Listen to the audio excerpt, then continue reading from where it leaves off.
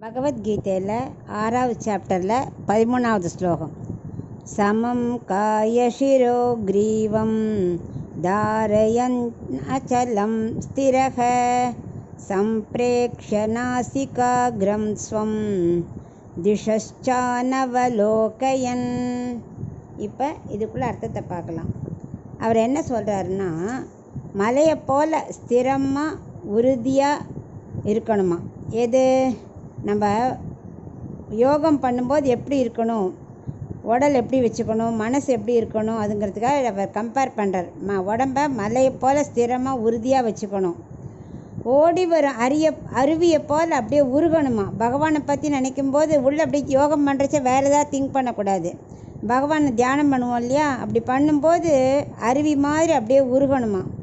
ஆனால் உலக விஷயத்தில் நாட்டம் இல்லாமல் மலையை போல் ஸ்திரமாக உறுதியாக இருக்கணுமா. இதுக்கு தான் யோகங்கிறார்.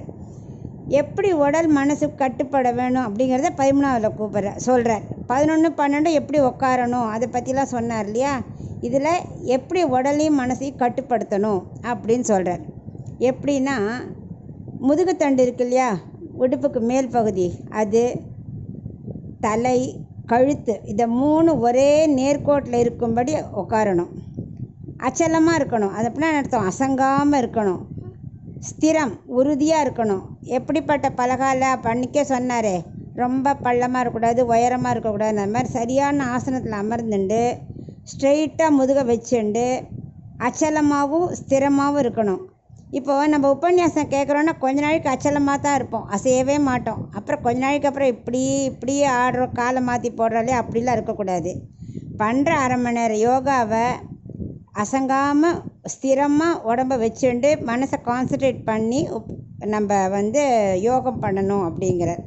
அப்புறம் கண்ணை பற்றி சொல்கிறார். இந்த பக்கம் அந்த பக்கம் சுற்றி பார்க்கக்கூடாது. நம்ம கண் அந்த மூக்கின் நுனியை பார்த்துருக்கணும். அதாவது ஃபுல்லாக கண்ணை க்ளோஸ் பண்ணக்கூடாது. க்ளோஸ் பண்ணாச்சுன்னா தூக்கம் வந்துடும்.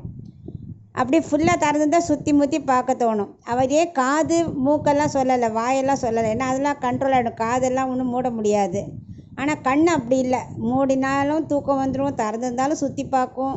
அதை கண்ட்ரோல் பண்ணுறதுன்னா ரொம்ப கஷ்டம். அதனால் முக்கால் மூடி அந்த மூக்கு நுனியை பார்த்துண்டு ஸ்திரமாக உக்காந்துண்டு உடம்பில் அங்கே இங்கே அசையாமல் மனசில் மட்டும் பகவான் நினச்சிட்டு அருவி மாதிரி ஓட வச்சுண்டு இப்படி நிலைப்படுத்தி உக்காந்தா தான் உடம்பை நம்ம கட்டுக்குள்ளே கொண்டு வர முடியும்னு இப்போ இந்த 13வது ஸ்லோகத்தில் விவரிக்கிறார்.